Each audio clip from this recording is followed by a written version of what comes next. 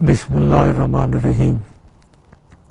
میرے خلاف جو اسپیشل کورٹ نے آرٹیکل 6 کیس کے اوپر فیصلہ سنایا وہ میں نے ٹیلی ویژن پہ پہلی دفعہ میں نے سنا۔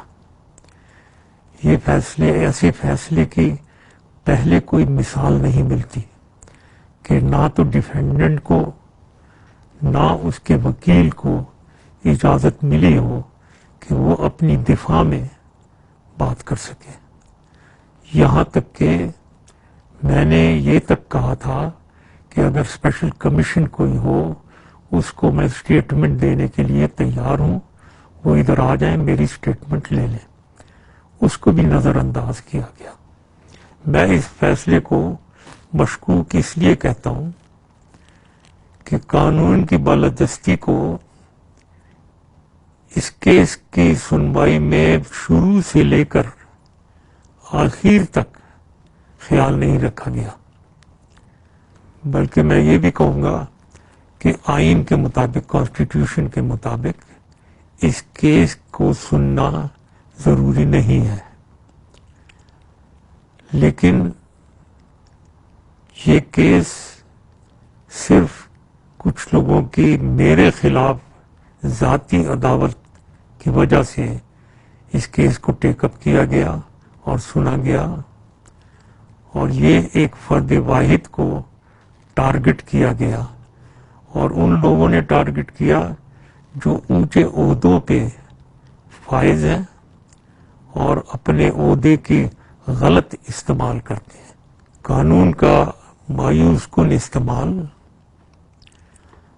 فرد واحد کو نشانہ بنانا اور واقعات کا اپنی منشا کے مطابق چناؤ کرنا یہ ظاہر کرتا ہے کہ یہ لوگ کیا چاہتے ہیں۔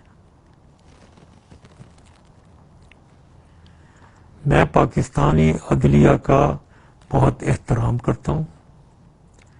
چیف جسٹس کھوسا نے جب خود کہا کہ وہ قانون کی بالادستی میں یقین رکھتے ہیں اور ہر شخص قانون میں کے سامنے برابر ہوگا، اس میں میں بھی یقین رکھتا ہوں، لیکن میرے خیال میں چیف جسٹس کھوسا نے اپنا ارادہ اور اپنے عزائم خود ہی عوام کے سامنے یہ کہہ کر ظاہر کر دیا کہ میں نے اس مقدمے کے جلد فیصلے کو یقین بنایا۔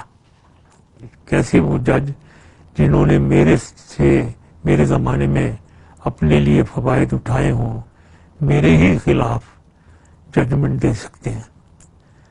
میں پاکستانی عوام اور پاکستانی آرم فورسز کا شکر گزار ہوں جنہوں نے پاکستان کے لیے میری خدمات کو یاد رکھا۔ یہ میرے لیے سب سے بڑا تمغہ ہے اور میں اسے اپنی قبر میں اپنے ساتھ لے کر جاؤں گا۔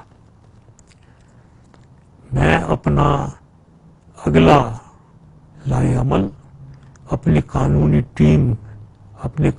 ٹیم کے سے مشاورت کے بعد فیصلہ کروں گا، اور مجھے پاکستانی عدلیہ اور پر اعتماد ہے کہ وہ انصاف دیں گے اور قانون کی بالادستی کو مد نظر رکھیں گے۔